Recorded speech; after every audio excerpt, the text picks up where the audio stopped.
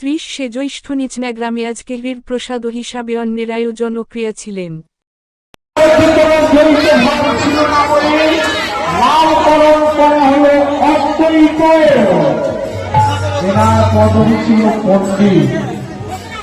সেই অদ্বৈত আচার্য ধরা মানে এসেছে আর নির্দেশগত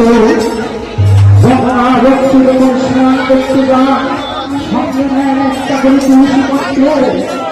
এইভাবে তুলসী পত্রটি সঙ্গে নিয়ে প্রত্যেক দিন গঙ্গা ভক্তি স্নান করে নাভি পর্যন্ত নিবন্ধ অবস্থায় দাঁড়িয়ে ঠাকুরকে ডাকে।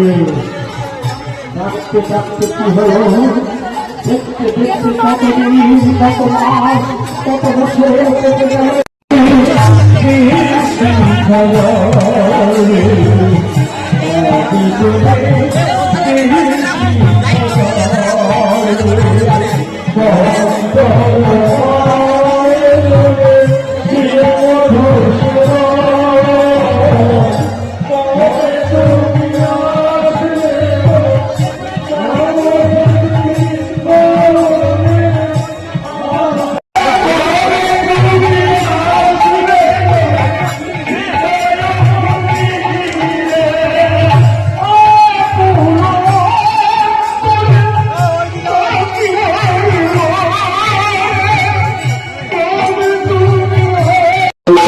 একটা নিত্য নৈমিত্তিক অভ্যাস ছিল গো বাবা।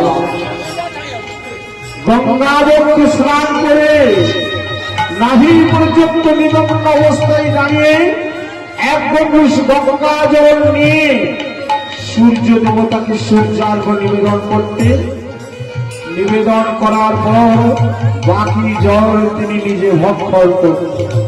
ঠিক সেই দিন সচিমা আবার কি করলেন, নিত্য নৈমিত্তিক অভ্যাস মতো স্নান সমাপন করে দ্বৈত আচার্য আমার মনে মনে চিন্তা করলেন, প্রভু তো আমায় বলেছিলেন যেদিন গঙ্গা বক্ষে ওই তুলসী পত্র বিহুজার পেয়ে চলবে সেই দিন আমি নবদ্বীপের কোন না কোন রমণীর গর্ভে জন্ম লইব।